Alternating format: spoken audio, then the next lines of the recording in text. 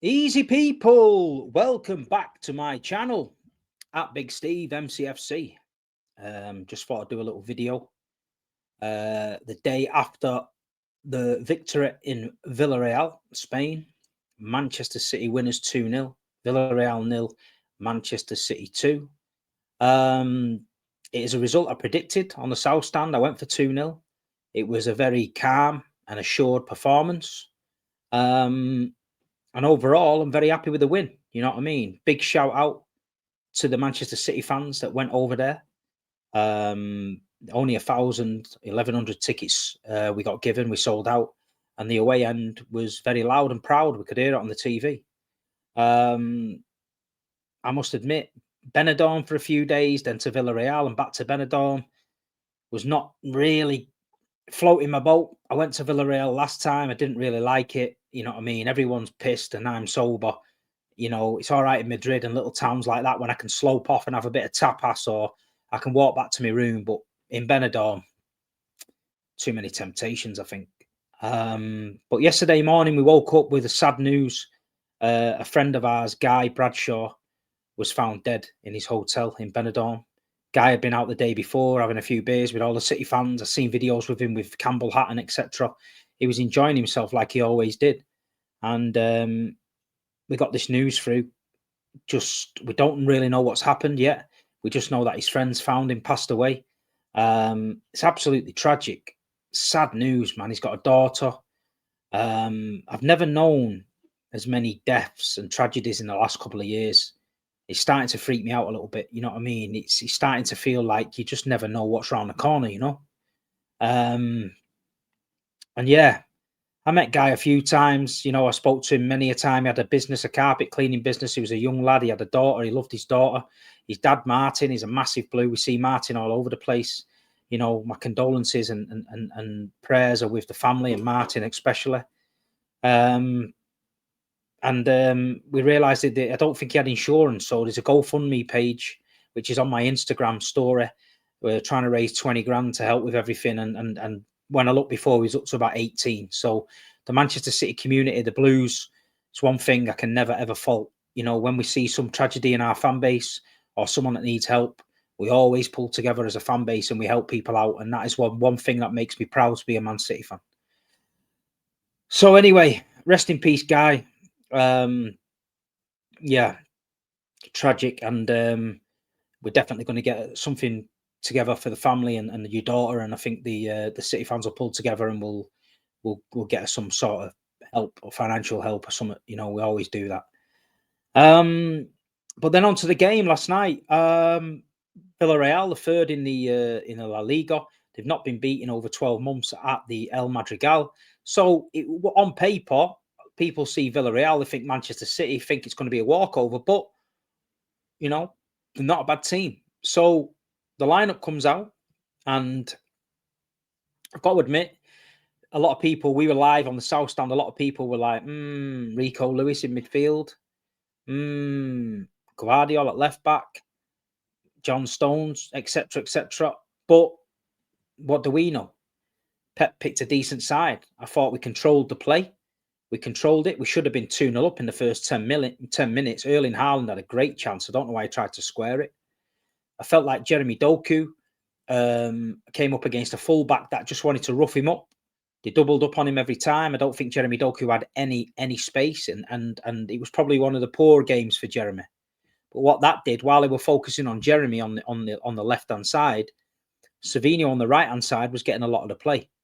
Whether that was a plan, whether they thought Savinho didn't have any end products, I don't know. But they were clearly wrong. You know what I mean? The first goal was a great goal, great finish again. Savinho and Rico Lewis linking up on the right hand side. The cross comes in. Erling Haaland gets in front of his defender. Bang, 1-0. Bread and butter. What is it? 12 goals in 12 games on the consecutive. I think he's equaled the record of Cristiano Ronaldo now.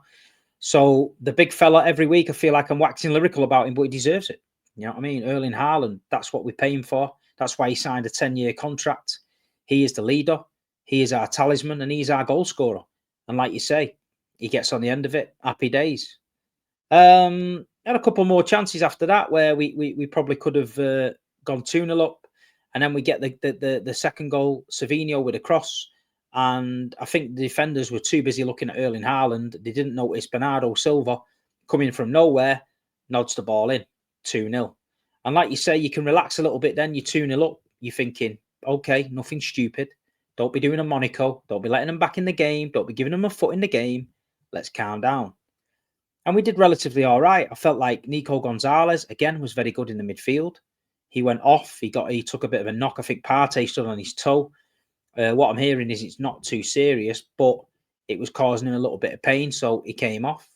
Kovacic came on, very, very commanding in there, very, very, experienced, kept us ticking nice. But we had this little wobbly patch where we kept making mistakes. Donnarumma was trying to play it out from the back. The defenders were getting pressed. Josko Gvardiol had a spell of about 5 minutes where he couldn't pass to our own players. So we rid our storm a little bit. Villarreal had some chances, Pepe, and a couple of chances, long shots, etc. But were dealt with. And then City, they got the luxury. Cherki, Mamouche, do you know what I mean? Oscar Bob, definitely now utilising the squad. Got big games coming up in the Premier League at weekend. So it's a breath of fresh air when you can bring them players on, And at the end of the day, we've seen it out. We're undefeated in the Champions League. We're keeping clean sheets. We're looking like a team again. Someone that we can be proud of again, And credit to Pep and his backroom staff. And credit to the players who, after Tottenham and Brighton, they knew that we've been caught cold. We had to put it right. And at the minute, they've put it right. But I'll tell you something. Got a tough run coming up. Very tough run coming up. Aston Villa away. I think we've got Swansea in the Cup. We've got Bournemouth at home. We've got Dortmund at home. I think we've got Liverpool at home. Newcastle away. So I think in the next 6 weeks, you'll see exactly where this Manchester City team are. Because at the minute, obviously, Liverpool are having a little bit of a struggle. Lost the last 4. Arsenal have got the tails up, and rightly so. Let's not forget Arsenal in phase 6 of the rebuild. They've been building a squad for 6 years. They finally got all the missing pieces of the jigsaw, we're told. So they're bound to be good. It's nothing new. They should have won the league probably 2 years ago, but City snatched it. Last season was that if Manchester City fail, Arsenal are going to romp the league. Manchester City failed and Liverpool took the league. So this season now, Arsenal for me are favourites. With Liverpool's form and City's form, they're favourites. But it's all right being favourites. You've got to go and do it. It's all right talking the talk. You've got to go and walk the walk. And this is the biggest thing I have with the Arsenal fans is I'm sick of listening to the bullshit that comes out of the mouth. Go and win it and come back to me and I will give you your flowers. I will applaud you and I will tell you how good your team is and I'll say, well done, you deserve it. But I ain't fucking blowing smoke up people's asses just because, we went invincible 20 years ago. Nobody gives a fuck, mate, about that. Nobody cares about that anymore. You know what I mean? Oh, Thierry Henry. Fuck Thierry Henry.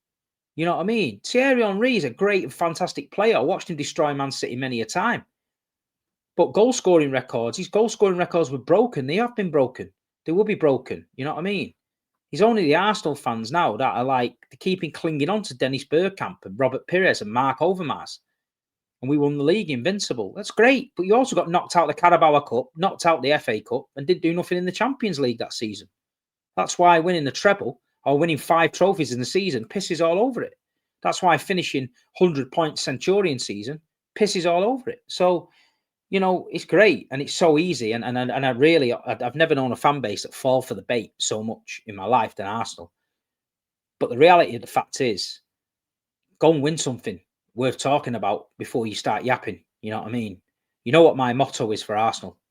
It's dancing in September, crying in May. It's the Arsenal way. And I've been proved right for the last 5 years. So if they go and win the league this season, fair play. Come and give me shit. Come and give me abuse. You give me abuse anyway and shit. But I can take it if you've won something. I'm not taking it when you've not won out and you're telling me about a little gold Kinder Egg trophy they made to massage your ego because you went invincible. Man City finished the Champions League invincible. Did we ask for a gold trophy? No, because no one gives a fuck. We set out and did our objective. We won the league. You know what I mean? Simple as that. And at the minute, Arsenal are not winning the league. They're not winning the Champions League. Manchester City have been relegated, to Division 2 and back, and still won the Champions League before them. And then it's another argument an Arsenal fan said to me, yeah, but you've got oil money. I said, who's your shirt sponsor? He went, Emirates. I said, who's your stadium sponsor? He went, Emirates. I said, who's your training ground sponsor? He said, Soba Estates. I went, they're all fucking United Arab Emirate countries, and they've all been funded by oil. So if anyone's dripping in oil, it's Arsenal. So mad. But anyway, that's my little rant on Arsenal. That'll probably wind a few up. Someone will clip that, get them a couple of million views as per usual. But hey ho, the truth hurts. But as for City, we can't moan. We've got a tough game coming up against Villa. It's going to be hard. I think Villa have won, 3 or 4 on the bounce now. Villa Park's always a tough place to go. We just got to go there, do what we've been doing. Relax, calm down, be patient, and make sure we get the win. That's all we can do. We've done that against Brentford. You know what I mean? We did it at Wolves. We've done it against United. We didn't fall for United's tricks. We played our own game and we beat them. You know what I mean? United's got to Anfield last week and fucking won the game there. I think Liverpool fell for it hook, line and sinker, to be fair. I think City's got to be calm. They've got to let Villa come at them a little bit. You know what I mean? Let them come, because on the counter-attack, I think we get them. And with Erling Haaland up front at the minute, the way that things are going, every cross coming into the box looks dangerous, and the big fella's lurking. But we've now got the reinforcements. We've now got Mamouche. We've now got Chirka. We've now got Ait Naori on the bench. We've now got options. Options is what we lacked early in the season. We're getting everybody back fit. Kuzanov will be fit soon. And when he's back then, as long as Pep don't overthink it, keeps doing what he's doing, we'll be all right. Mateus Nunes, again, at right back last night, thought he did okay. He's growing into the game. He's not doing anything stupid. Ruben Diaz doesn't get spoke about enough. People say, oh, he's not the same player. He's a little bit slow. He's playing every game at the minute. He's a leader. He's doing all right. We're a better team with Ruben Diaz in it. We are. No matter what you say, we are. Donnarumma, again, clean sheet. Big fella has just proved to everybody that he's probably the best goalkeeper in the world. You know what I mean? And the money we paid for him was ridiculous. So I'm happy with that one. Other than that, people, there's not a lot of Man City news floating about. The 115 thing's gone quiet. Apparently, we're going to hear about that international break, I've been told, but we'll see. The under-21 team is playing Rotherham next week at Rotherham. The EDS squad, we played Bolton and we played Oldham. They're now playing Rotherham. I think it's the night before Swansea. I know that on the website you can buy tickets in the away end. I don't think you're going to get many City fans going to Rotherham on a Tuesday night when you've got Swansea on the Wednesday, which is very unfortunate.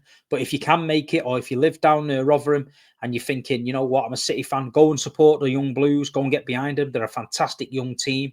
They've got a great, great future ahead of them, and they really appreciate it. When you get behind them like we have done, you know what I mean? They love it. So, if you can get to Rotherham on the Tuesday, 28th, I think, of October to support the elite development squad, please get there. You know what I mean? Please get there. Other than that, going into Villa on Sunday, I believe that we've just got to keep the same side. I wouldn't overthink it. Hopefully Gonzalez is fit and he can start.